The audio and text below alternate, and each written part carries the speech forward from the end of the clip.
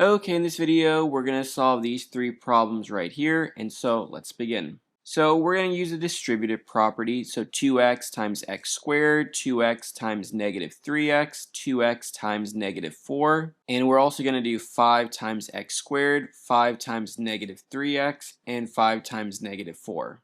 So 2x times x squared, we get 2x cubed, 2x times negative 3x, we get negative 6x squared, 2x times negative 4, we get negative 8x.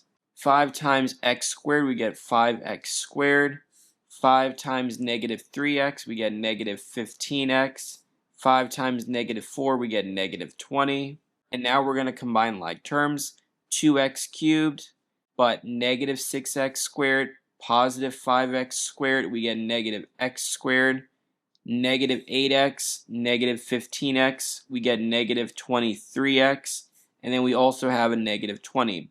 And so this right here is our final answer, and that's all we need to do for the first problem. Now this is the next problem. I recommend pause the video here and attempt it. Same idea, we have to distribute 3x squared times 2x squared, 3x squared times negative x, 3x squared times negative 5. And then we do negative 4x times 2x squared, negative 4x times negative x, and negative 4x times negative 5. So 3 times 2 is 6. X squared times x squared is x raised to 4. 3 times negative 1 is negative 3.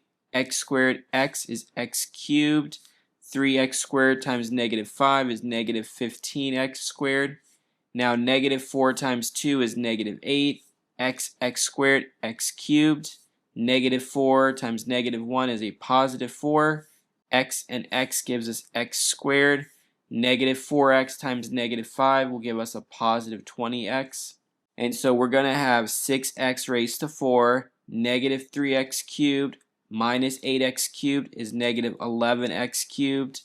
Negative 15x squared plus 4x squared gives us negative 11x squared. And then we have a 20x, and this right here is our final answer. Now this is the last problem. Again, same idea, same procedure. So x squared times x squared times negative 4x, x squared times negative 6. Then we have negative 2x times x, negative 2x times negative 4x, negative 2x times negative 6. Then we have 3 times x squared, 3 times negative 4x, and 3 times negative 6. So x squared times x squared is x raised to 4. X squared times negative 4x is negative 4x cubed.